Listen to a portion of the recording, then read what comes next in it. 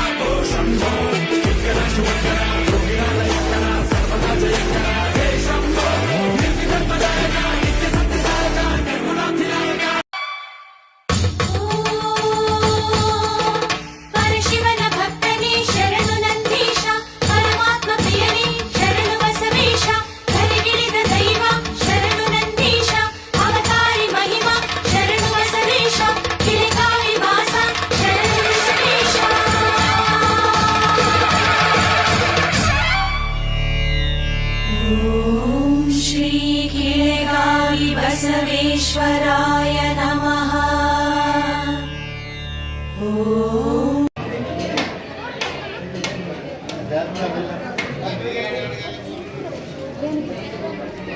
पल्ले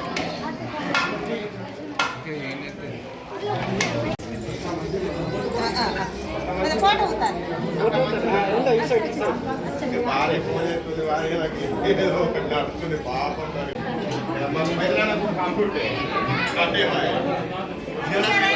नमस्ते डॉक्टर साहब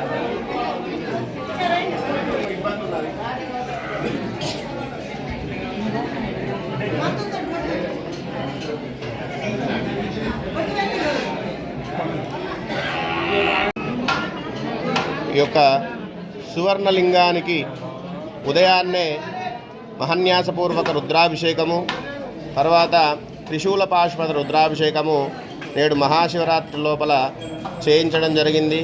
ఈ యొక్క మా గ్రామ కమిటీకి ఇది అప్పచెప్పడం జరిగింది.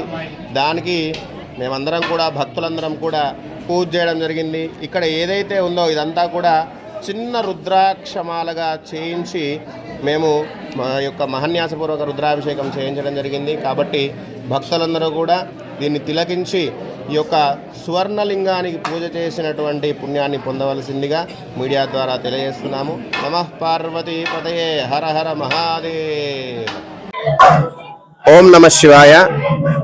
శంకరం శంకరాచార్యం కేశవం బాదరాయణం సూత్రభాష్యకృతం వందే భగవంతం పునః పునః. దత్తాత్రేయ మహాదేవో దత్తాత్రేయ మహాగురు దత్తాత్రేయాది వైకుంఠం నారాయణ మహం భజే. భక్తులందరికీ కూడా మీడియా పక్షాన మహాశివరాత్రి శుభాకాంక్షలు తెలియజేస్తూ నేడు మా ఒడ్యాడు గ్రామం లోపల వెలిసినటువంటి 12వ శతాబ్దంలో వెలిసినటువంటి పాత రాజరాజేశ్వర స్వామి, వీరభద్రుడు, భద్రకాళి అమ్మవారి యొక్క దేవాలయాలన్నీ కూడా పునఃప్రతిష్టాపన చేసుకొని 41 సంవత్సరము ఈ యొక్క 41 సంవత్సరాలు పూర్తి చేసుకున్నందున మేము నేటి దినమునందున మహాశివరాత్రి పర్వదినం లోపల బంగారు లింగంతోని పూజ చేసుకొని ఆ యొక్క త్రిశూల పాశుపత రుద్రాభిషేకాలు చేసుకోవడం జరిగింది. నేడు ఎక్కడా లేని విధంగా మా యొక్క గ్రామం లోపల చండీ హోమ పారాయణం చేస్తూ హోమం చేయడం జరుగుతుంది. మరి ఈ యొక్క మహాశివరాత్రి పర్వదినాన్ని 4 యుగాల లోపల భక్తులందరూ కూడా నిర్వహించేవాళ్ళు.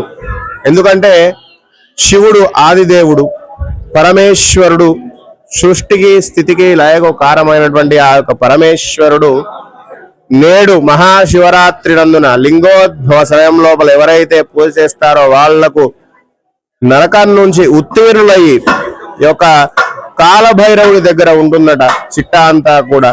యమధర్మరాజు ఎట్లనైతే మనకు శిక్షలు విధిస్తాడో ఆ శిక్షలన్నీ కూడా మహాశివరాత్రి పర్వదినం లోపల ఎవరైతే స్వామివారి పైన ఒక బిల్వ దళాన్ని పెడతారో వాళ్లకు ఇక్కడనే మళ్ళీ జన్మ లేకుండా, ఈ కలియుగం లోపల మళ్ళీ జన్మ లేకుండా పరమేశ్వరుడు తన సాంగత్యాన్ని చేర్పించుకుంటాడట.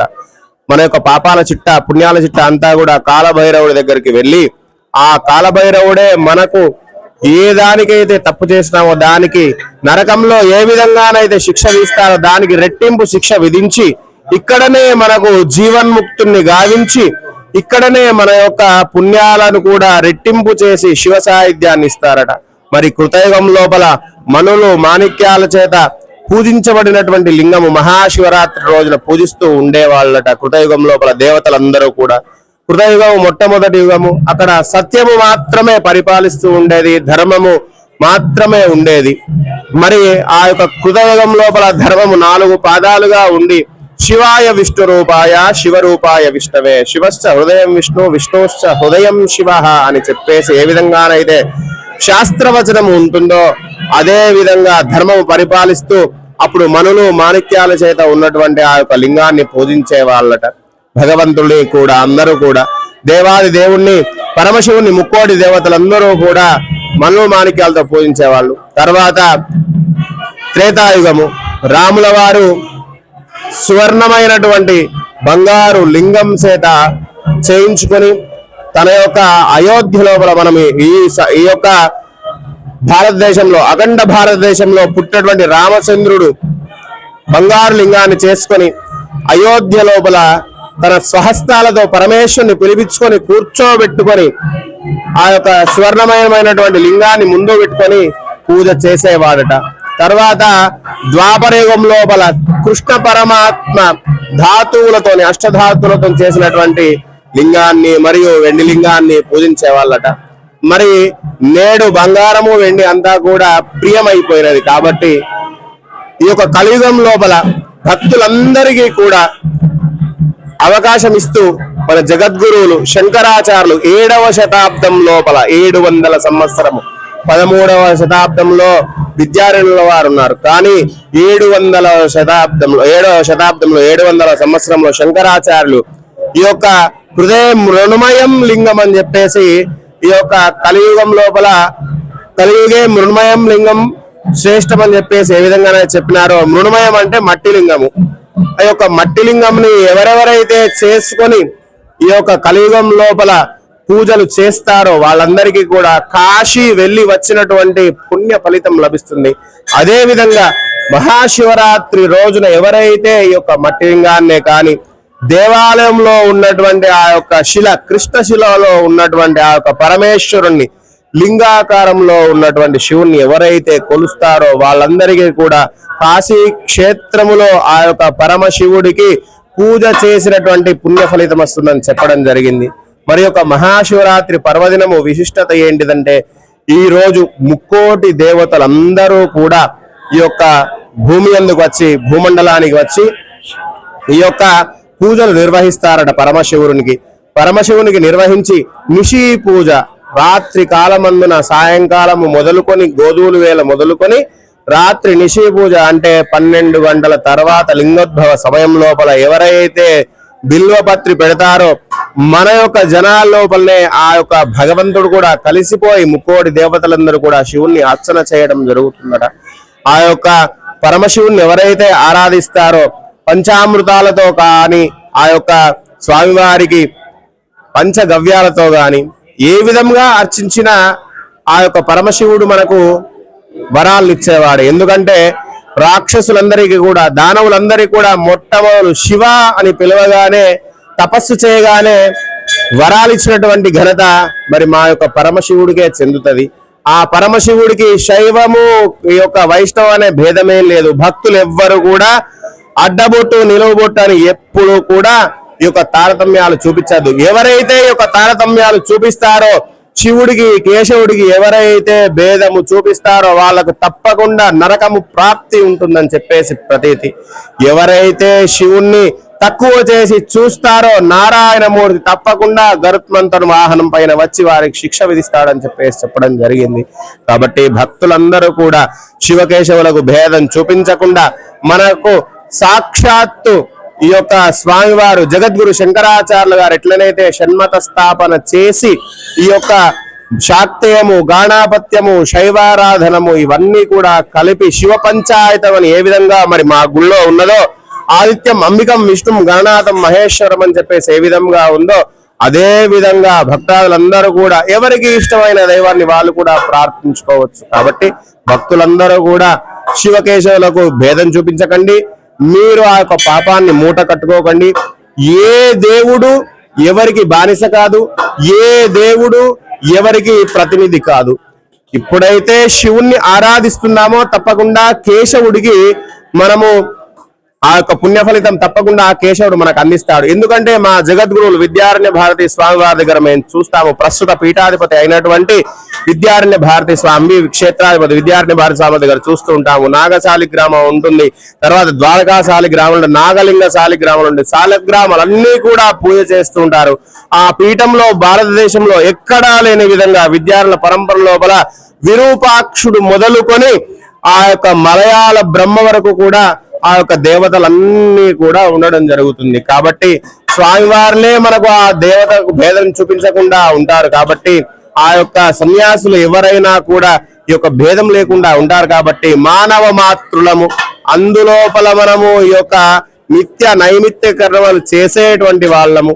కాబట్టి మీరు కూడా శివుడికి కేశవుడికి భేదం చూపించవద్దని చెప్పేసి ఈ మహాశివరాత్రి పర్వదినాన్న మీకు దగ్గర ఉన్నటువంటి ఏ దేవాలయమైనా పర్వాలేదు, శివాలయం ఉంటే వెళ్ళండి, లేదంటే ఈ వైష్ణవాలయానికి వెళ్ళైనా పూజ చేసుకొని రండి.